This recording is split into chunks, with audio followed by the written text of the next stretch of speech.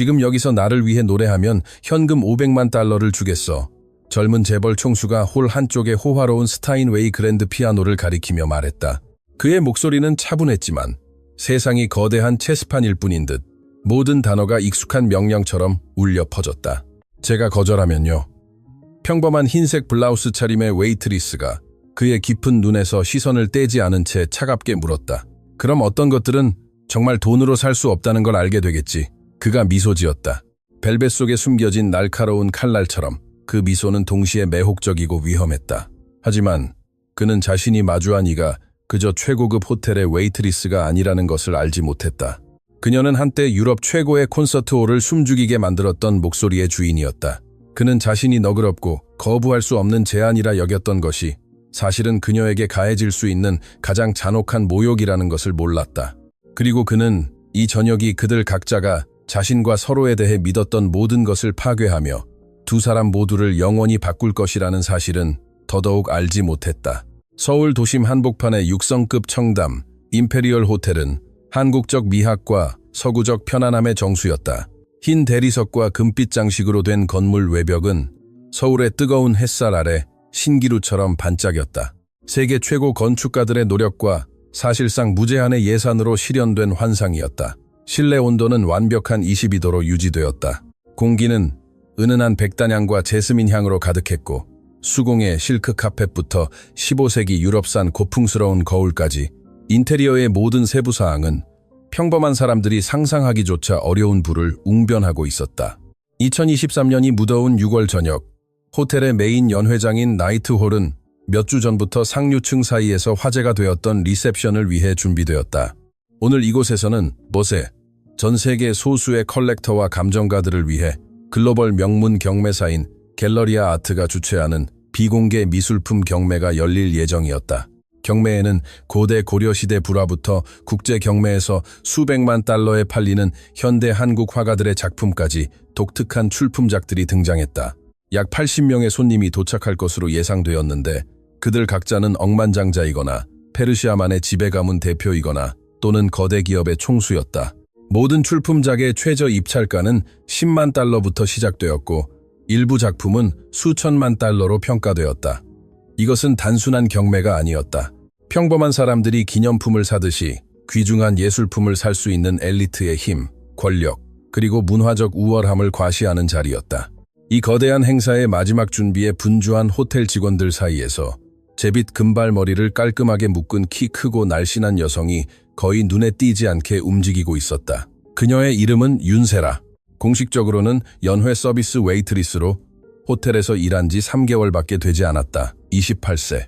나이에 비해 너무 슬퍼 보이는 큰 회록색 눈과 높은 광대뼈를 가진 섬세한 유럽풍의 이목구비, 길고 우아한 손가락, 그리고 웨이트리스답지 않은 우아한 몸짓.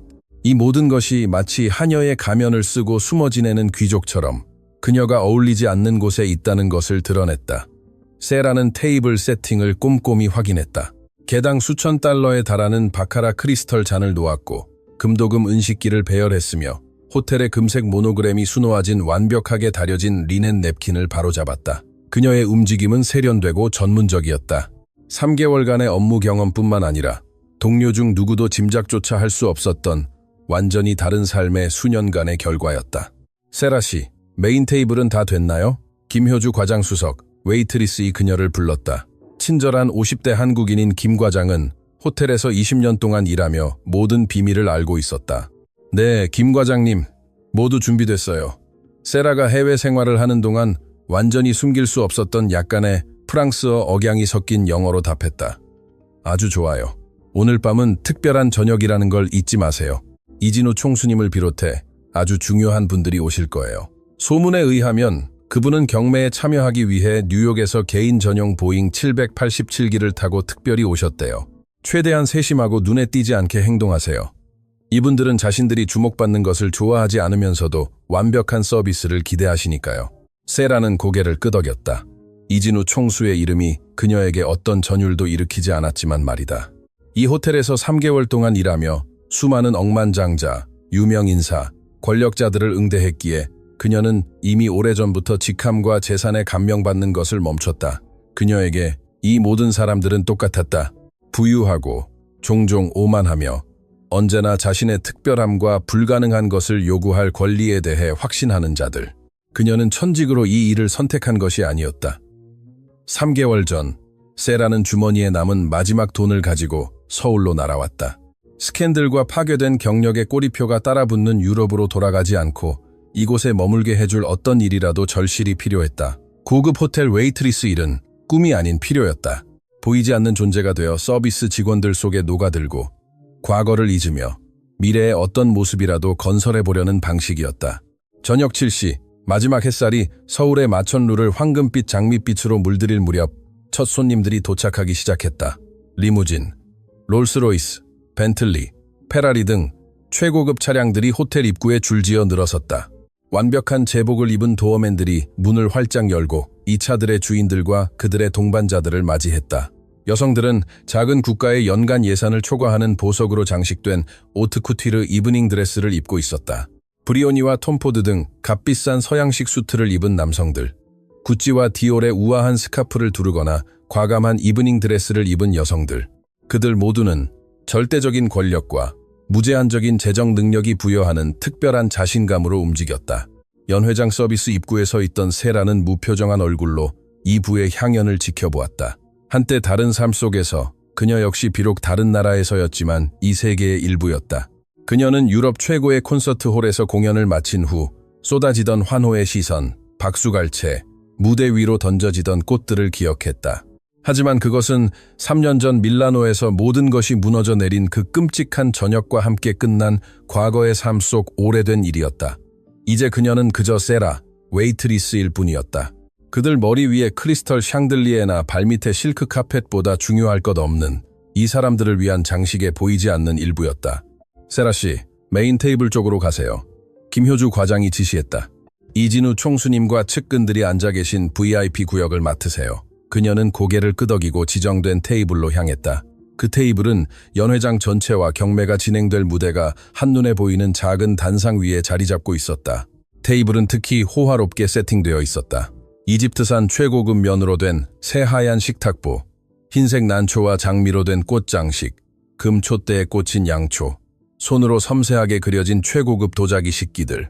정확히 7시 30분, 그가 연회장으로 들어섰다. 이진우 총수는 젊은 나이였지만 이미 포브스지가 80억 달러로 평가하는 재산을 운영하고 있었다. 약 190cm의 큰 키에 완벽한 자세, 언제나 주목받는 것에 익숙한 사람의 자신감 넘치는 걸음걸이. 그의 완벽한 핏의 블랙 수트는 최고급 실크로 제작되었고 와이셔츠 커프스에는 화이트 골드와 다이아몬드로 장식된 커프링크스가 반짝였다. 손목에는 100만 달러가 넘는 유니크한 파텍 필립 그랜드 컴플리케이션 시계가 빛나고 있었다. 그러나 그를 기억에 남게 한 것은 옷이나 장신구가 아니었다. 그의 얼굴이었다. 남성의 아름다움이 재산만큼이나 높이 평가되는 이곳의 기준에서조차 놀랍도록 잘생긴 얼굴.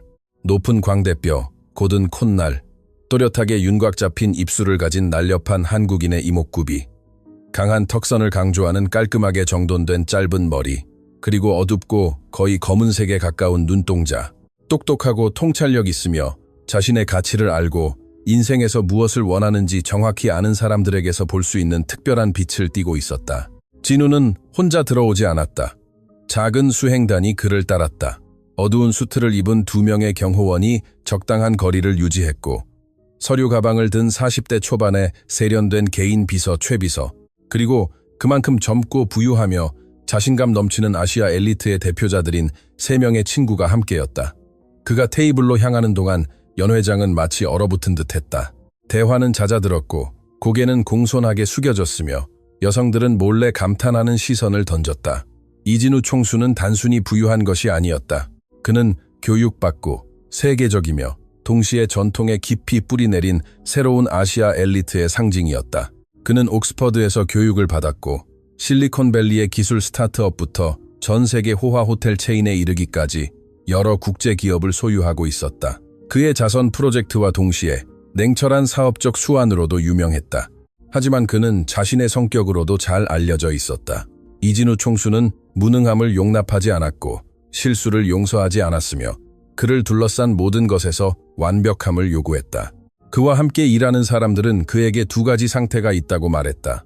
절대적인 평온함과 얼음 같은 분노, 그리고 그 사이의 전화는 번개처럼 순식간일 수 있었다. 세라는 이 총수와 그의 수행단이 자리에 앉자마자 서빙 테이블 옆에 서서 서비스를 시작할 준비를 했다. 그녀는 그가 연 회장을 훑어보며 평가하는 시선을 보내는 것을 보았다. 경매에 출품된 그림들 위에서 몇 초간 멈춘 후 그는 비서에게 몸을 돌려 낮은 목소리로 무언가를 논의했다. 샴페인 아니면 미네랄 워터로 하시겠습니까, 총수님? 김효주 과장이 완벽하게 허리 숙여 인사하며 테이블로 다가와 물었다. 라임 슬라이스를 넣은 미네랄 워터.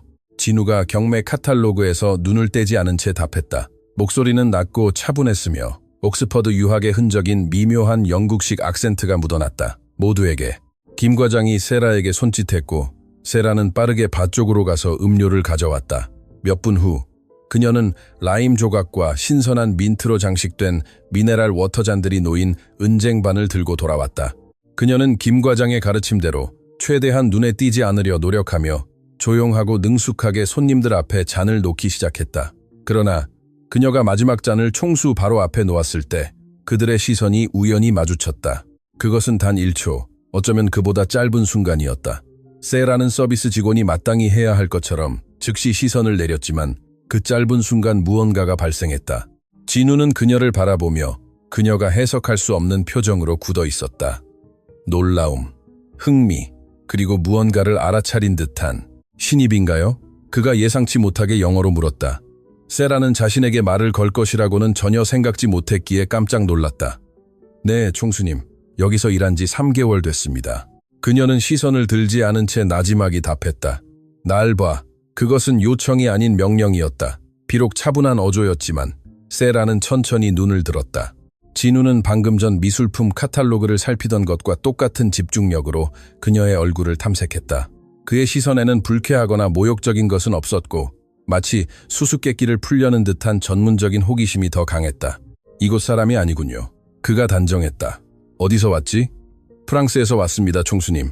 세라는 이 관심에 등골이 오싹해지는 것을 느끼며 답했다. 그녀는 눈에 띄고 싶지 않았다. 특히 그와 같은 사람들에게는 더욱 그랬다. 흥미롭군. 진우가 길게 말했고 그녀가 정의할 수 없는 뉘앙스가 그의 목소리에 섞여 있었다. 이름은 윤세라입니다, 총수님. 윤세라. 그가 마치 맛을 음미하듯 되풀이했다. 좋아, 가도 돼. 그녀는 서둘러 물러섰다. 서비스 테이블로 멀어졌음에도 그의 시선이 여전히 자신에게 머물러 있다는 것을 느꼈다. 심장이 평소보다 빠르게 뛰었고 세라는 이런 어리석은 반응에 스스로를 꾸짖었다. 억만장자가 몇 가지 질문을 한 것이 뭐 그리 특별하다고?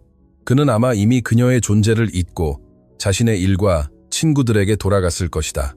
하지만 그녀는 틀렸다.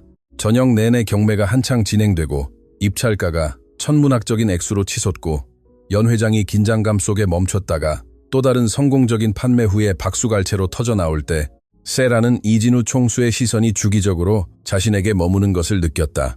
그것은 포착하기 어려웠고 단지 찰나에 불과했지만 그녀는 그것을 물리적인 접촉처럼 느꼈다.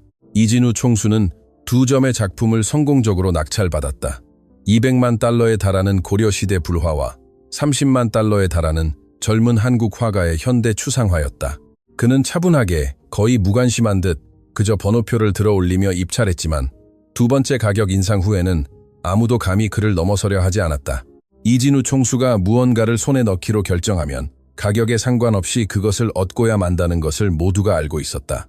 저녁 10시가 되자 경매의 공식적인 부분은 끝났다. 낙찰된 작품들은 판매되었고 기록이 세워졌다. 갤러리아 아트 관계자들은 만족감에 빛났다. 수익은 500만 달러를 넘어섰다. 이제 손님들은 작은 그룹으로 나뉘었다. 어떤 이들은 낙찰된 작품에 대해 계속 논했고 어떤 이들은 사업적 문제로 대화를 옮겼으며 어떤 이들은 호텔 직원들이 계속해서 서빙하는 음료와 정교한 카나페를 즐겼다. 세라는 지쳐 있었다. 불편한 구두를 신고 4시간 동안 서 있었고 완벽해야 한다는 끊임없는 긴장감, 음료와 카나페로 가득 찬 무거운 쟁반들. 이 모든 것이 육체적, 정신적 피로로 쌓였다. 그녀는 이 저녁이 끝나고 목동의 낡은 동네에 있는 작은 월세방으로 돌아가 이 빌어먹을 유니폼을 벗고 샤워를 한 후 그저 침대에 쓰러지는 것만을 꿈꿨다. 하지만 저녁은 아직 끝나지 않았다. 세라 씨. 김효주 과장이 그녀에게 다가오며 나지막이 불렀다. 이진우 총수님께서 2008년산 돔페리뇽을 가져다 달라고 하셨어요. 와인셀러에 있는 병이에요. 이미 박수석 소믈리에에게 전화했어요.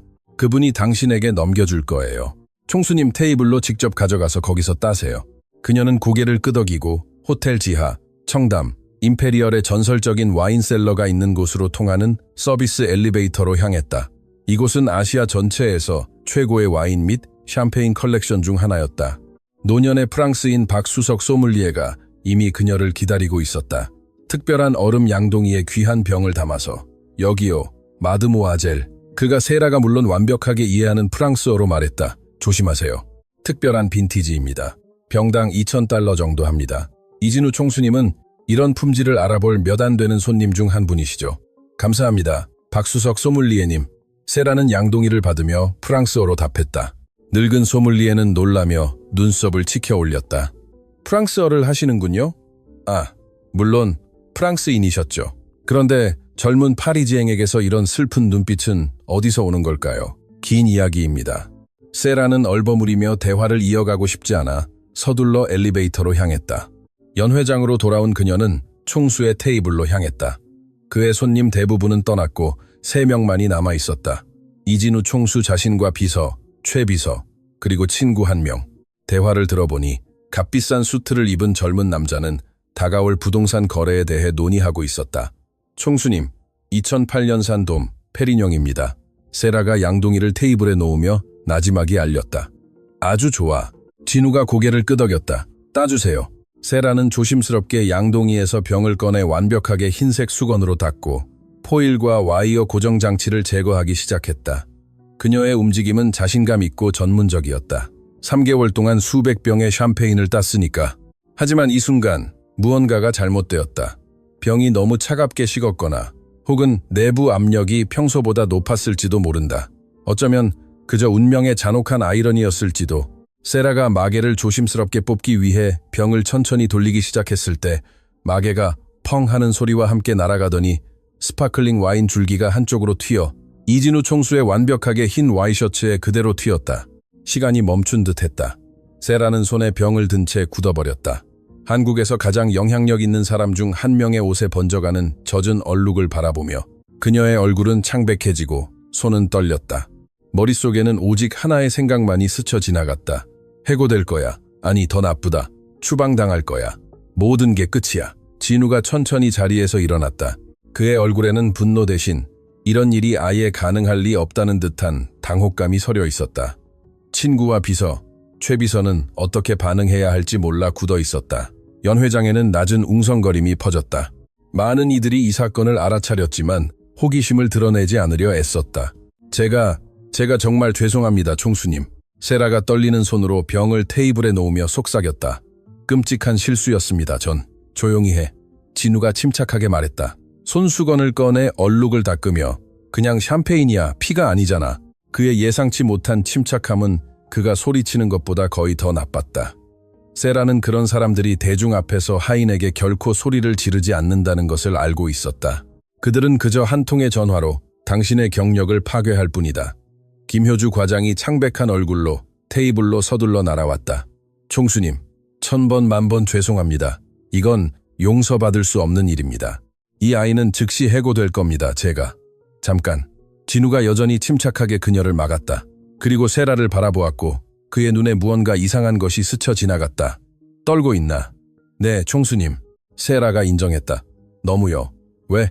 그 질문은 그녀를 당황하게 만들었다. 제가 총수님의 저녁을 망치고 옷을 망쳤으니까요. 그리고 일자리를 잃을까봐 두렵다는 건가? 그가 그녀의 말을 이었다. 알겠군. 그가 김 과장에게 몸을 돌렸다. 이 병은 얼마지? 약 2,000달러입니다, 총수님. 그럼 내 와이셔츠는? 죄송하지만 드라이클리닝이나 새 것을 사는데 얼마가 들까요? 김 과장은 어리둥절한 채 침묵했다. 그가 무슨 말을 하려는지 이해하지 못했다. 대략 3,000달러라고 치자. 진우가 스스로 답했다. 총 5,000달러의 피해액.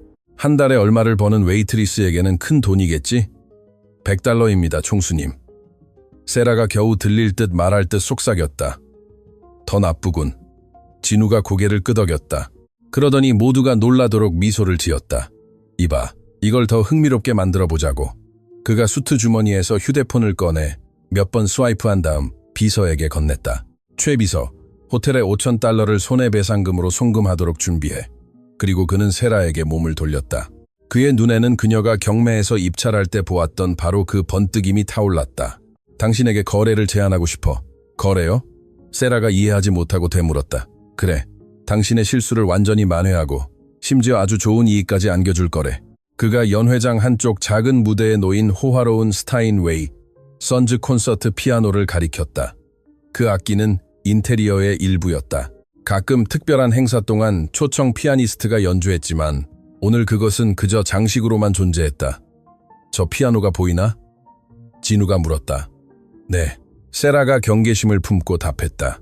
심장이 더 빠르게 뛰기 시작하는 것을 느끼며 지금 당장 저 피아노로 가서 우리를 위해, 나와 내 친구들을 위해 단 한 곡만 노래하면 현금 500만 달러를 지불하겠어. 그 말들은 고요해진 침묵 속으로 마치 고여있는 물에 돌멩이가 떨어지듯 가라앉았다.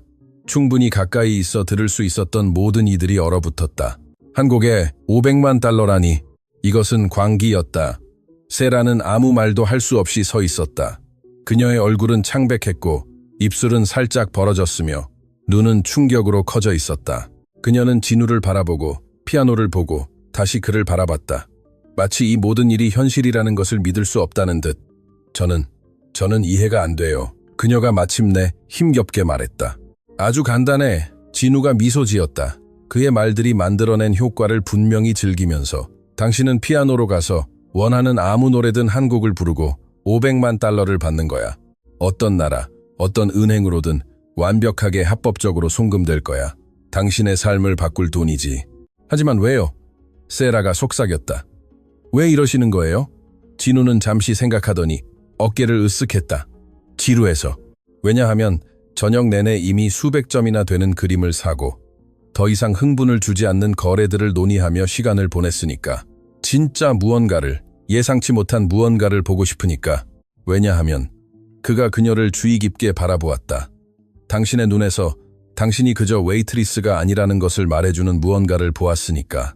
착각하시는 거예요. 세라가 단호하게 말했다. 저는 평범한 웨이트리스일 뿐이에요. 그 이상은 아무것도 아니고요. 그럼 돈을 거절해. 진우가 간단히 말했다. 숨길 것이 없는 평범한 웨이트리스라면 500만 달러는 거부할 수 없는 제안이어야 해. 그저 피아노로 가서 노래해봐. 동요든 인기 히트곡이든 국가든 상관없어. 중요한 건 진심이어야 한다는 거야. 세라는 마치 벽이 자신을 향해 조여오는 것을 느꼈다. 이 남자, 이 오만하고 자신만만한 억만장자가 방금 그녀 삶의 가장 아픈 상처를 건드린 것이다. 그는 자신이 그녀에게 그저 노래를 부르라고 제안한 것이 아니라 3년 전 그녀가 도망쳐 나온 그 세상으로 돌아오라고 제안했다는 것을 몰랐다.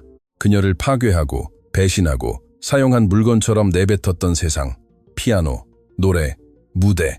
이 모든 것은 세라가 결코 돌아가지 않겠다고 맹세하며 깊숙이 묻어버린 과거의 일부였다. 하지만 500만 달러, 그것은 그녀의 모든 문제를 해결해 줄 수 있는 액수였다. 외롭고 아픈 광주에 남아있는 어머니를 도울 수 있었을 것이다. 그 끔찍한 스캔들 이후 쌓인 빚을 갚을 수 있었을 것이다. 웨이트리스에 가면 뒤에 숨어 살지 않고 진정으로 새로운 삶을 시작할 수 있었을 것이다. 하지만 제가 거절하면요? 그녀가 진우를 올려다보며 나지막이 물었다. 그럼 어떤 것들은 정말 돈으로 살 수 없다는 걸 알게 되겠지.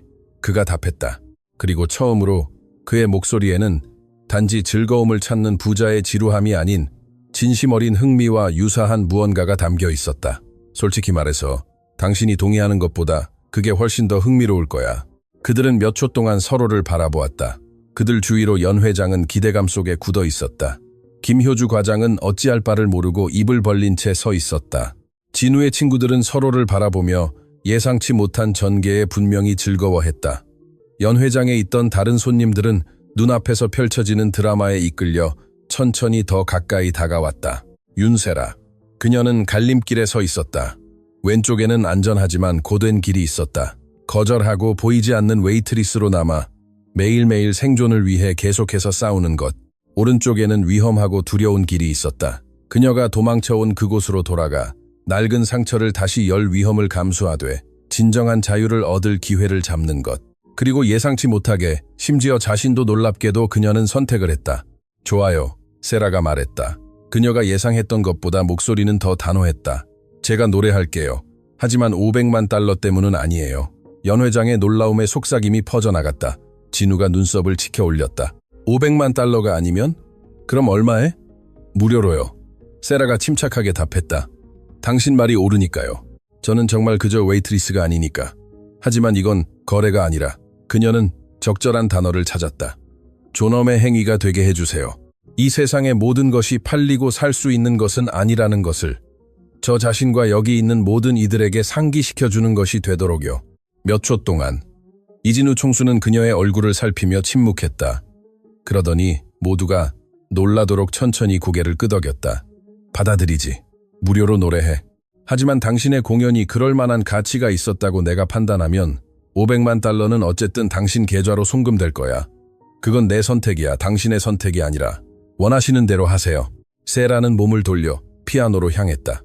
그녀의 발걸음 하나하나가 찾아온 침묵 속에서 울렸다. 수많은 시선이 겸손한 검은색 유니폼을 입은 키 큰 여성이 호화로운 연회장을 가로지르는 것을 따랐다. 그녀는 꿈속을 걷는 듯 움직였다. 마치 자신에게 일어나는 일이 아니라 다른 사람에게 일어나는 일인 양초연함을 느끼며 작은 무대에 오르자 세라는 피아노 앞에 섰다. 세계 최고의 콘서트용 악기 중 하나인 검은색 유광 스타인웨이 모델 D는 샹들리에의 부드러운 빛 아래 반짝였다. 그녀는 매끄러운 표면을 손으로 쓸었고 다른 피아노, 다른 무대, 다른 삶의 기억들이 순간적으로 머릿속에 떠올랐다. 천천히 벤치에 앉아 높이를 조절했다. 3년이 지났음에도 그녀의 손이 완벽하게 기억하는 몸짓이었다. 뚜껑을 들어올려 건반을 드러냈다. 흑백 건반들은 그녀를 배신하고 도망쳐왔지만 여전히 그녀의 귀환을 기다리는 오랜 친구들처럼 그녀를 바라보았다. 세라는 눈을 감고 깊이 숨을 들이쉬었다. 연회장에는 절대적인 침묵이 흘렀다. 에어컨조차도 곧 일어날 일을 방해하지 않으려는 듯 조용해진 것 같았다. 그리고 그녀는 연주하기 시작했다. 첫 코드들은 조용하고 거의 소심했다. 그녀가 수년 전 음악원에서 공부할 때 작곡했던 단순한 멜로디였다. 제목은 수베니어, 프랑스어로 기억이라는 뜻이었다. 음악은 슬펐고 잃어버린 무언가에 대한 그리움으로 가득했지만 그 안에는 또한 어둠 속 한 줄기 빛처럼 희망이 울려 퍼졌다. 그녀의 손가락은 건반 위를 마치 숨쉬는 법이나 걷는 법을 잊을 수 없듯이 잊을 수 없는 자신감으로 움직였다. 웨이트리스로 일했던 세월, 자신이 누구였는지를 잊으려 애썼던 세월이 순식간에 사라졌다. 세라는 다시 자신으로 돌아왔다. 유니폼도 가면도 아닌 태어날 때부터 그러하도록 운명 지어진 그 사람이었다. 그리고 그때 그녀는 노래하기 시작했다. 목소리가 피아노 위로 솟아올랐다. 순수하고 투명하며 너무나 강렬한 감정적 힘으로 가득 차 연회장의 사람들이 소름 돋는 것을 느낄 정도였다. 그것은 단순한 목소리가 아니었다. 신비로운 아름다움을 지닌 악기였다. 한 세대에 한 번 들을까 말까 한 놀라운 순수함과 힘을 가진 소프라노였다. 그녀는 어릴 적 할머니가 불러주셨던 이별과 상실에 대한 오래된 프랑스 민요를 불렀다. 가사는 단순하고 거의 원시적이었지만 세라가 그것을 표현하는 방식은 그 단순함을 초월적인 무언가로 변모시켰다. 목소리는 거대한 연회장을 가득 채우며 대리석 벽과 크리스털 샹들리에에 반사되어 그곳에 있는 모든 사람의 심장을 파고들었다. 그것은 기술도 전문성도 아니었다. 그것은 순수하고 가공되지 않은 감정, 소리로 압축된 고통과 아름다움이었다. 이진우 총수는 피아노 뒤의 여인에게서 시선을 떼지 못한 채 자리에 굳어 앉아 있었다.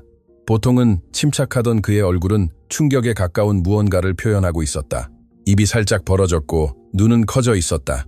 평생 예술계가 제공할 수 있는 최고의 것을 보고 들었던 이 남자는 갑자기 이전에는 한 번도 이런 것을 들어본 적이 없다는 것을 깨달았다. 그것은 단순한 노래가 아니었다. 그것은 고백이었고 영혼의 절규였으며 잃어버린 고향, 부서진 꿈, 결코 사라지지 않지만 아름다움으로 승화될 수 있는 고통에 대한 이야기였다. 세라는 지옥을 겪고 살아남은 사람만이 부를 수 있는 방식으로 노래했다. 음표 하나하나에 경험이 배어 있었고 단어 하나하나가 진실이었다. 연회장의 조용한 흐느낌이 퍼져나갔다. 몇몇 여성들은 눈물을 부끄러워하지 않고 울었다. 감정을 통제하는 데 익숙한 남성들은 돌 같은 얼굴로 앉아 있었지만 그들의 눈은 의심스러울 정도로 밝게 빛났다. 노래는 절정에 달했다. 세라의 목소리가 불가능한 높이로 치솟아 테이블 위 크리스털 잔들이 잔잔하게 공명하며 울릴 정도로 순수하고 강렬하게 음을 유지했다.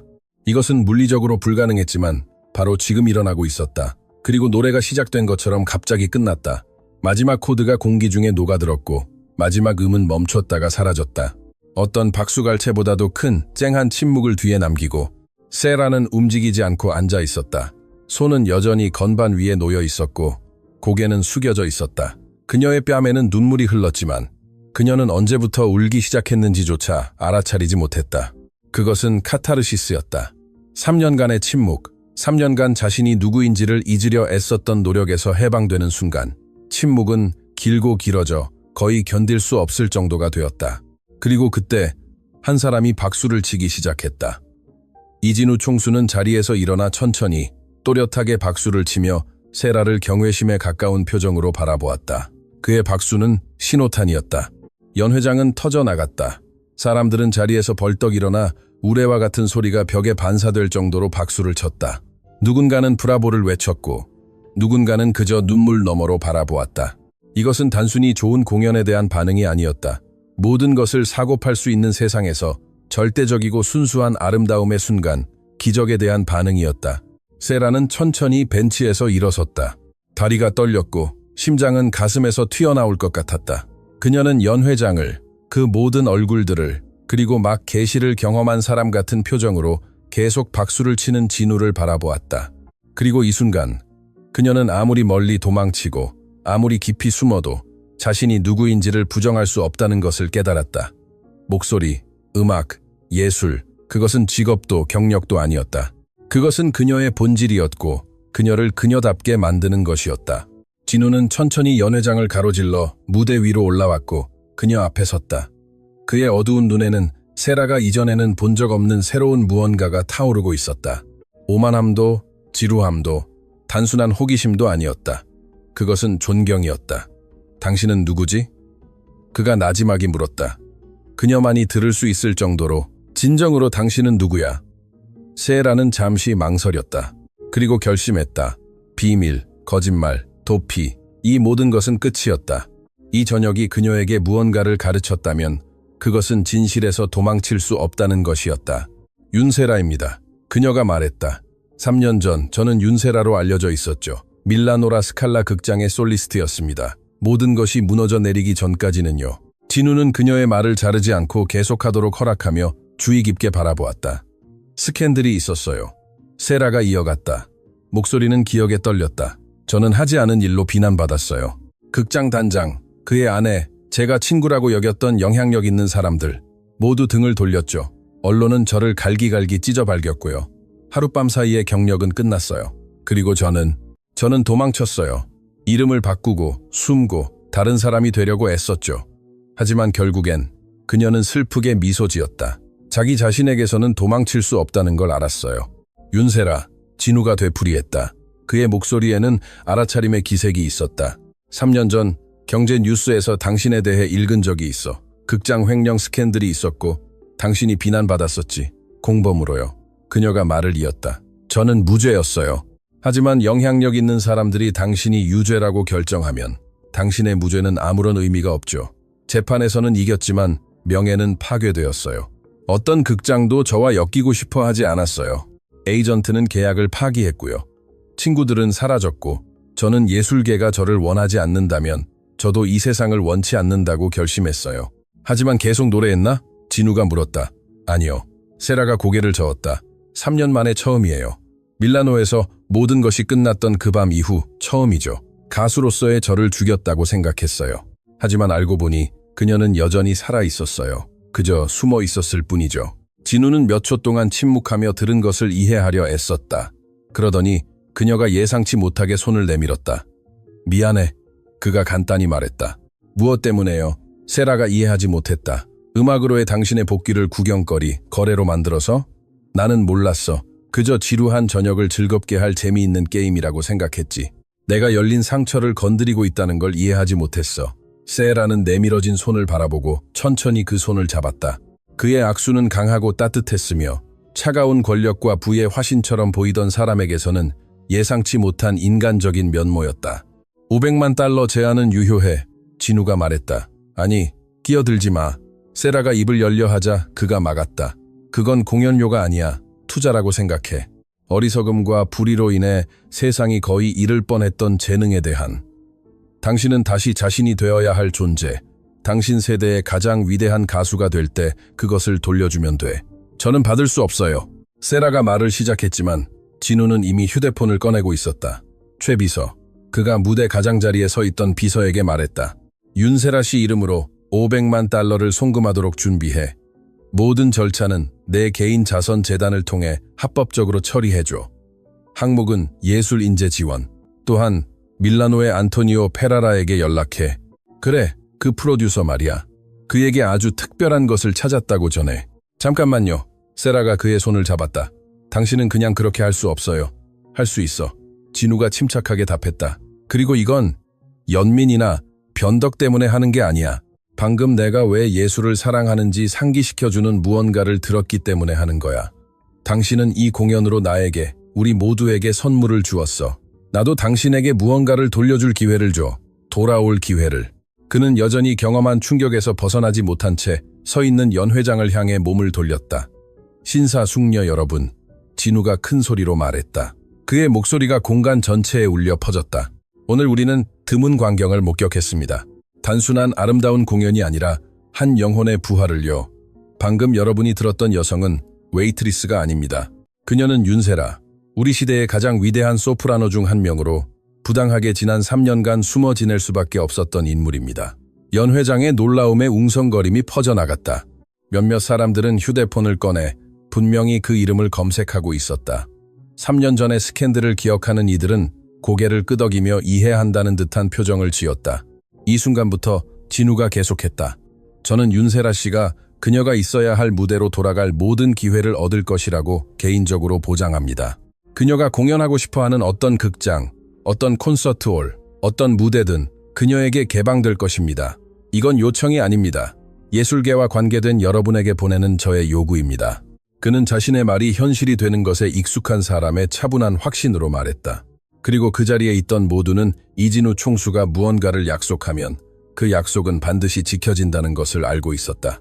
세라는 옆에 서서 자신의 삶이 뒤집히는 속도에 압도되었다. 1시간 전만 해도 그녀는 보이지 않는 웨이트리스, 타인의 축제에서 눈에 띄지 않는 그림자였다.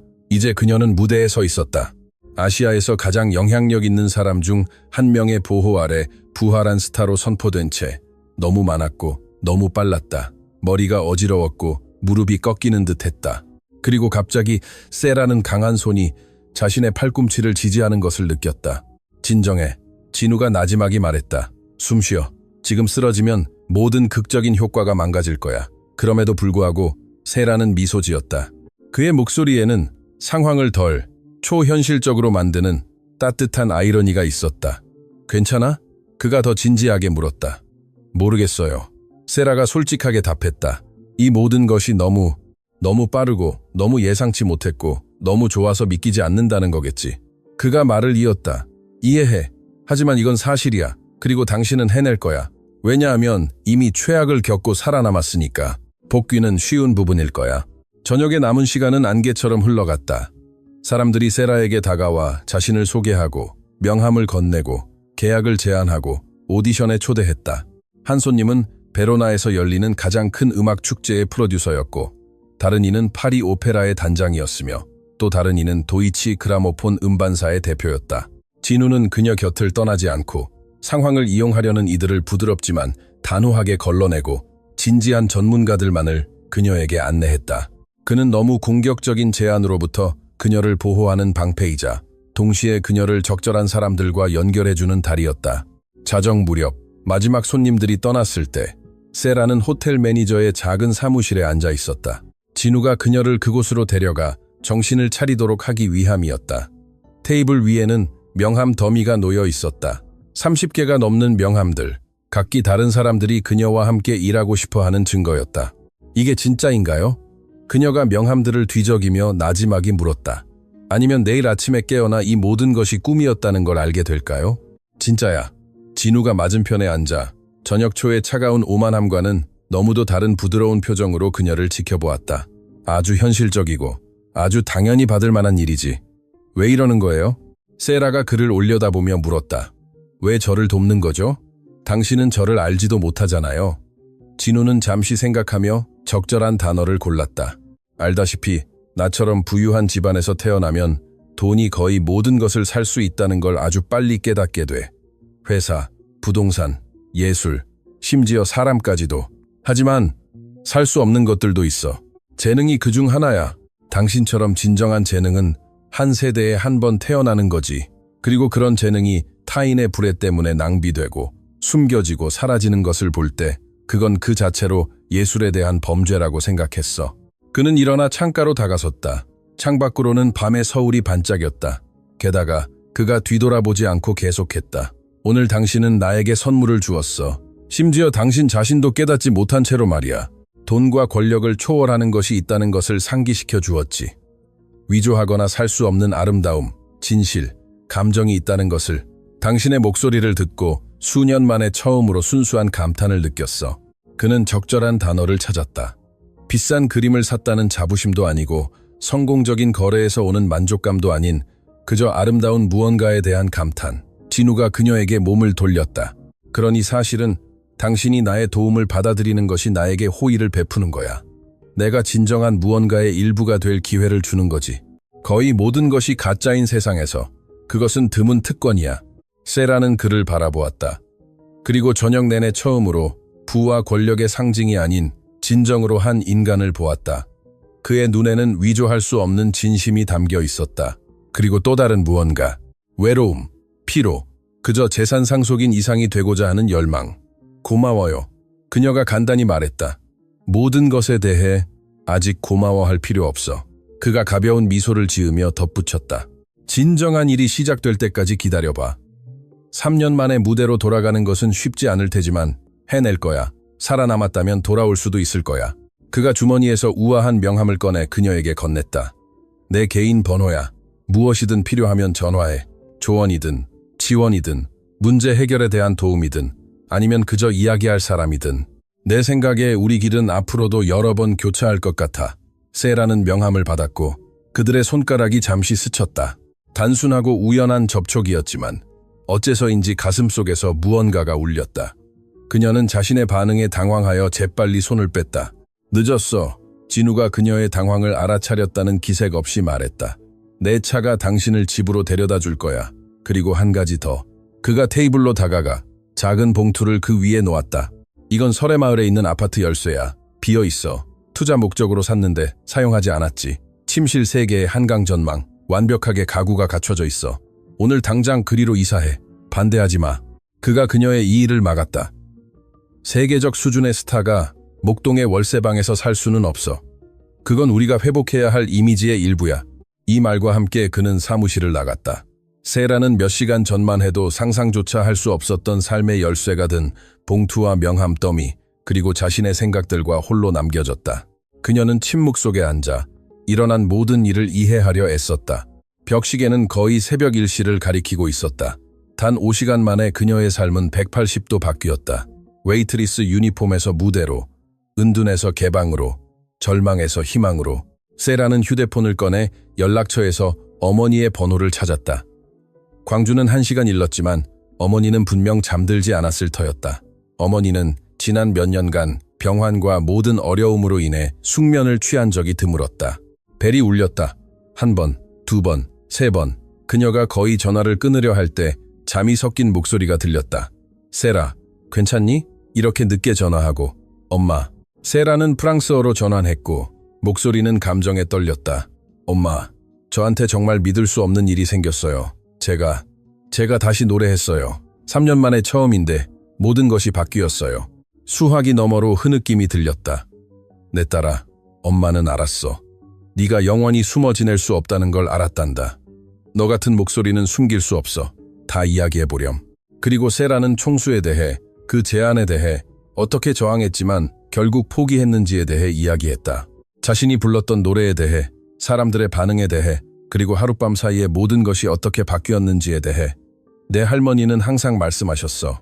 세라가 말을 마쳤을 때 어머니가 말했다. 재능은 단순한 선물이 아니라 의무라고. 어떤 상황에서도 세상과 나누어야 할 의무라고. 네가 그 의무에서 도망치려 했지만 그것이 너를 따라잡은 거야. 그리고 그게 맞아. 내 딸아, 그게 맞는 거야. 그들은 30분 더 이야기했고 세라가 마침내 수화기를 내려놓았을 때 지난 한 해 동안보다 훨씬 가벼워진 기분을 느꼈다. 마치 어깨에 짊어졌던 짐이 조금 가벼워진 듯했다. 문이 조용히 노크되었다. 김효주 과장이 안으로 들여다보았다. 세라 씨, 방해해서 미안해요. 총수님, 차가 서비스 입구에서 기다려요. 그리고 그녀는 머뭇거렸다. 내일 아침에 지배인님이 당신과 이야기하고 싶어 하세요. 세라는 고개를 끄덕였다. 오늘 이후로 자신이 평범한 웨이트리스로 계속 일하기 어려울 것이라는 것을 이해했다. 그리고 원하지도 않았다. 그녀 삶의 그 장은 그녀가 피아노에 앉았던 그 순간 끝났다. 고마워요, 김 과장님. 모든 것에 대해, 친절함에 대해, 인내심에 대해 노년의 김 과장이 미소 지었다. 저는 첫날부터 당신이 다른 사람들과 다르다는 걸 느꼈어요. 당신 안에는 뭔가 특별한 것이 있었죠. 세상이 마침내 그것을 보게 되어 기뻐요. 검은색 메르세데스 S클래스 차량이 틴팅된 유리창과 흠잡을 데 없는 수트를 입은 운전자와 함께였다. 밤의 서울 거리를 부드럽게 미끄러져 갔다. 세라는 목동에 자신의 방에 있던 모든 가구보다 더 값비싼 가죽으로 덮인 뒷좌석에 앉아 창밖으로 스쳐 지나가는 불빛들을 바라보았다. 밤의 도시는 아름다웠다. 마천루는 무지개 모든 색깔로 반짝였다. 남산타워의 빛이 음악에 맞춰 춤을 추었다. 강가에는 요트들이 흔들리고 있었다. 그들의 불빛이 어두운 물에 반사되었다. 이곳은 기회의 도시였고 가장 믿을 수 없는 꿈들이 현실이 되는 도시였다. 그리고 이제 3개월 전 이곳에 도착한 이래 처음으로 세라는 자신이 정말로 이 도시의 일부라는 것을 느꼈다. 임시 손님도 과거에서 숨어 지내는 도망자도 아닌 이곳의 미래를 가진 한 사람이었다. 설해마을의 아파트는 그녀가 상상했던 것보다 훨씬 더 호화로웠다. 바닥부터 천장까지 이어진 파노라마 창문으로는 한강이 한눈에 들어왔다. 이탈리아 디자이너 가구, 밀레 가전제품이 완비된 주방, 대리석 마감의 욕실, 그리고 수영할 수 있을 만큼 큰 자쿠지. 그것은 단순한 집이 아니었다. 예술 작품이었다. 세라는 텅 빈 방들을 거닐었다. 이 모든 것이 이제 자신의 것이라는 것을 아직 믿을 수 없었다. 거실의 커피 테이블 위에서 고급 워터마크 종이에 손으로 쓰여진 쪽지를 발견했다. 집에 온 것을 환영해. 냉장고는 채워져 있고 침구는 깨끗하며 와이파이 비밀번호는 뒷면에 있어. 쉬고 회복하고 내일부터 당신의 복귀를 위해 일하기 시작하자. 진우로부터. 단순한 업무 메모였지만 어째서인지 마음이 따뜻해졌다. 몇 시간 전만 해도 그저 또 다른 오만한 억만장자였던 이 남자, 이 수수께끼 같은 총수는 과연 어떤 사람일까? 친절한가? 이해심 많은가? 아니면 그저 올바른 인상을 줄 아는 사람인가? 세라는 알 수 없었다. 하지만 그녀는 앞으로 길고 험난한 길이 놓여 있다는 것을 느꼈다. 그리고 어째서인지 이 길을 혼자 가지 않을 것이라는 사실에 마음이 더 평온했다. 그녀는 침실로 가서 구름보다 부드러운 거대한 침대에 쓰러졌다. 그리고 3년 만에 처음으로 악몽 없이, 밀라노의 그 끔찍한 저녁에 대한 기억 없이, 내일에 대한 두려움 없이, 비밀과 거짓말의 무게 없이 잠들었다. 마치 길고 힘든 여행 끝에 마침내 집으로 돌아온 사람처럼 깊고 평온하게. 다음 며칠은 활동의 소용돌이였다. 진우는 자신의 말에 충실히 단순히 도움을 제안한 것이 아니라 세라의 음악계 복귀를 위한 전폭적인 캠페인을 조직했다. 그의 홍보팀은 24시간 내내 손상된 명예를 회복하고 오래된 스캔들에서의 그녀의 무죄에 대한 정보를 퍼뜨리며 언론인, 비평가, 프로듀서들과 연락했다. 안드레아 보첼리나 체칠리아 바르톨리와 같은 스타들을 세상에 알린 전설적인 이탈리아 프로듀서 안토니오 페라라가 세라를 만나기 위해 특별히 서울로 날아왔다. 60대 초반의 키 작고 활기찬 남자. 곱슬거리는 회색 머리카락과 음악에 미친 광신도 같은 타오르는 눈을 가졌다. 만남은 진우의 개인 스튜디오 중 한 곳에서 진행되었다. 최신 기술로 장비된 전문 녹음 스튜디오였다. 안토니오는 세라에게 자신의 오래된 레퍼토리 중 몇몇 아리아를 불러달라고 요청했다. 그녀는 오미오 바비노카로, 푸치니, 라왈리, 카탈라니, 카스타디바, 벨리니 등 자신이 외우고 있는 고전 소프라노 파트들을 선택했다. 마지막 음이 잦아들자 안토니오는 몇 초 동안 침묵 속에 앉아 있다가 천천히 일어나 그녀에게 다가갔다.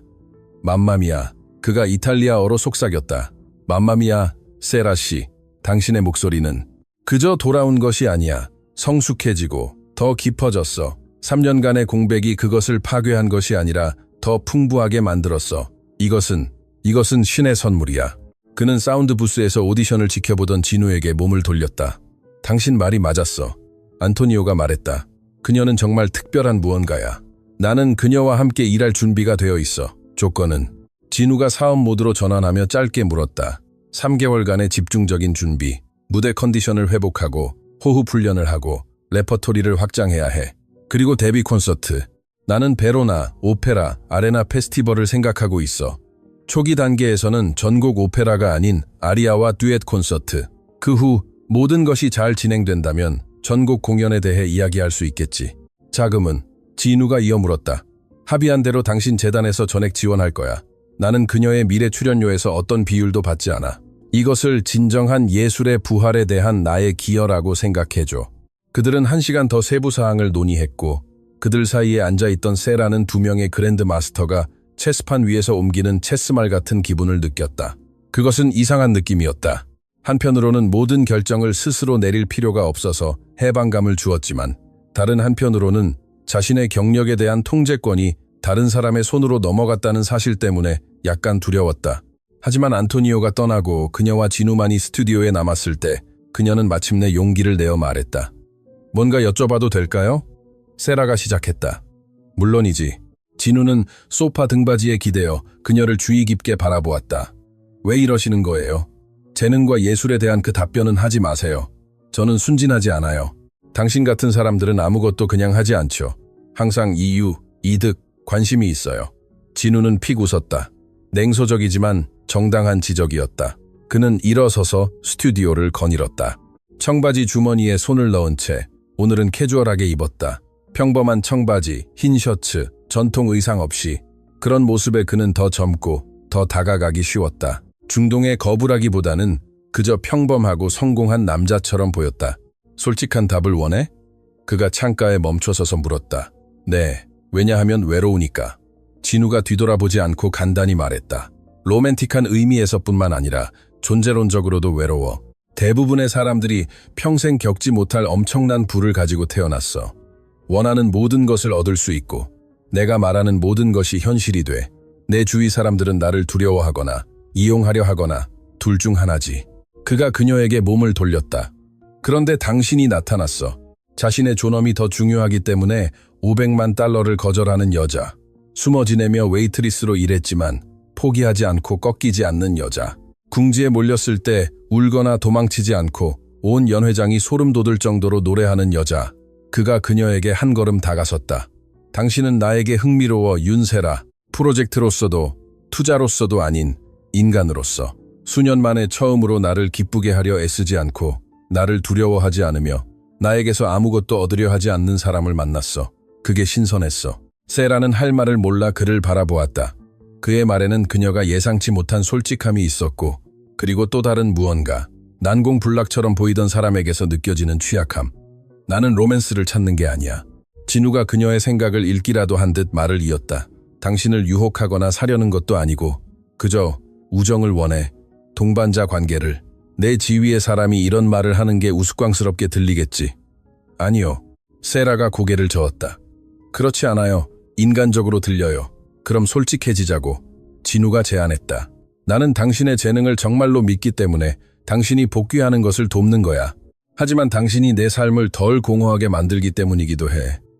그리고 당신은 돈 때문에 나의 도움을 받는 것이 아니라 그것이 필요하기 때문에 받는 거지. 그저 우리 자신으로 있자고. 게임도 위선도 없이. 세라는 생각에 잠겼다. 이 제안은 이상하고 익숙지 않았지만 동시에 정직했다. 그리고 어쩌면 바로 그런 솔직함이 그들 둘 모두에게 그토록 부족했던 것인지도 몰랐다. 좋아요. 그녀가 말했다. 한번 해봐요. 진우가 미소 지었다. 그 미소는 따뜻하고 진실했으며 첫날 밤 그녀가 보았던 차가움은 단 한 조각도 없었다. 좋아. 그럼 친구로서 조언을 해줄게. 베로나 콘서트 준비는 힘들 거야. 안토니오는 천재지만 폭군이기도 해. 그는 당신의 모든 것을 짜낼 거야. 모든 것을 포기하고 싶은 날도 있겠지만 그러지 마. 왜냐하면 당신은 이미 최악을 겪고 살아남았으니까. 이건 그저 일일 뿐일 거야. 저는 준비됐어요. 세라가 말했다. 그리고 수년 만에 처음으로 진정으로 그 준비가 되었다고 느꼈다. 3개월간의 준비는 정말이지 지옥이었다. 안토니오 페라라는 거짓말하지 않았다. 그는 스튜디오의 폭군이었다. 매일 8시간씩 보컬 연습, 호흡 훈련, 새로운 파트 학습, 반주자와의 리허설. 그는 사소한 부주의도, 단 하나의 음정 불균형도, 1초의 나태함도 용서하지 않았다. 다시 세라가 지쳐 벨리니의 노르마 중 어려운 부분을 시도할 때 그가 소리쳤다. 당신은 천사의 목소리를 가졌지만 기술이 절뚝거려 다시, 그리고 그녀는 다시, 또다시 완벽해질 때까지 반복했다. 그러나 그 지옥 속에는 평온의 섬이 있었다. 진우, 그는 리허설에 참석하지 않았다. 안토니오는 스튜디오의 외부인 출입을 단호히 금했지만 그는 매일 저녁 그저 안부를 묻기 위해 전화했다. 때로는 유난히 힘든 하루를 보낸 후 찾아와 도시 최고의 레스토랑에서 저녁 식사를 가져왔고 그들은 그저 새 아파트 테라스에 앉아 한강을 바라보며 이야기했다. 모든 것에 대해, 그리고 아무것도 아닌 것에 대해 이야기했다. 음악과 사업에 대해, 예술과 정치에 대해, 어린 시절과 꿈에 대해. 진우는 포브스지에 실리는 버전이 아닌 자신의 진짜 삶에 대해 이야기했다. 제국의 상속인으로서의 압박감, 가족의 기대, 그리고 평생 은행 계좌로만 자신을 정의할 때 진정 자신이 누구인지를 이해하는 것이 얼마나 어려운지에 대해. 가끔은 평범한 사람들이 부러워. 그가 한 번은 고백했다. 여자가 돈에만 관심 있을까봐 걱정하지 않고 데이트할 수 있는 사람들 말이야. 실수가 사람들의 일자리를 잃게 할까봐 두려워하지 않고 실수할 수 있는 사람들. 이 모든 책임감의 무게를 어깨에 짊어지지 않고 그저 살아가는 사람들. 하지만 이 모든 것을 버릴 수는 없잖아요? 세라가 물었다. 없어. 이건 내 의무고 내 역할이야. 이 가족에서 태어났고 이 부를 물려받았으니 이제 현명하게 관리해야 해. 이건 권리가 아니라 의무야. 세라는 이해했다. 그녀의 재능도 마찬가지였다. 단순한 선물이 아니라 의무였다. 그저 숨어 지내며 웨이트리스로 일하고 신이 준 것을 거부할 수는 없었다. 아무리 어렵고 두려워도 노래해야 했다. 그들은 닮았다. 그녀는 깨달았다. 둘 다 거절할 수 없는 무언가를 짊어지고 있었다. 둘 다 자신에게 주어진 역할을 연기했다. 그리고 둘 다 가면과 기대 없이 그저 자신으로 있을 수 있는 순간들을 찾았다. 천천히 눈치채지 못하게 우정은 더 큰 무언가로 변해갔다. 아직 사랑은 아니었지만 사람 사이에 드물게 생기는 애착, 친밀감, 신뢰였다. 콘서트 일주일 전 세라는 공황 발작을 느꼈다. 3일 후에는 베로나로 날아가야 했다. 티켓은 매진되었고 기자회견은 예정되어 있었다. 모든 것이 준비되었지만 갑자기 그녀를 덮친 두려움은 너무 강렬해서 숨조차 쉴 수 없었다. 늦은 밤이었다. 세라는 잠들지 못하고 아파트 안을 서성이며 자신을 진정시키려 했지만 두려움은 더욱 커져갔다. 실패하면 어쩌지? 가사를 잊어버리면 어쩌지? 목소리가 말을 듣지 않으면 어쩌지? 진우의 도움, 안토니오의 믿음, 대중의 기대, 이 모든 것 후에 내가 모두를 실망시키면 어쩌지? 생각할 틈도 없이 그녀는 전화번호를 눌렀다. 신호음이 1번, 2번, 3번. 그녀가 거의 전화를 끊으려 할 때 잠이 섞인 목소리가 들렸다. 세라, 무슨 일이야? 지금 몇 시인데? 새벽 3시요. 미안해요. 제가 전화하지 말았어야 했는데. 그저 어디야? 진우의 목소리는 즉시 또렷하고 걱정스러운 톤으로 바뀌었다. 집에, 그러니까 아파트에 있어요. 괜찮아요. 그냥 잠을 못 자겠어요. 진정할 수가 없어요. 두려워요, 진우. 너무 두려워요. 20분 안에 갈게. 아니요. 그럴 필요 없어요. 저는 그저. 하지만 그는 이미 전화를 끊었다. 20분 후 문벨이 울렸다. 세라가 문을 열었고 문턱에는 진우가 스포츠 바지에 티셔츠 차림으로 서 있었다. 머리카락은 헝클어져 있었고 얼굴에는 걱정이 역력했다. 경호원도 비서도 보통 그를 둘러싸던 그 어떤 수행단도 없었다. 들여보내줘. 그가 간단히 말했다. 그들은 거실 소파에 앉았다. 진우는 아무 말도 하지 않고 그저 옆에 앉아 있었고 세라는 무릎을 감싸 안은 채 손의 떨림을 진정시키려 애썼다. 이제 말해줘. 그가 말했다. 무엇이 당신을 두렵게 해? 그리고 그녀는 모든 것이 무너지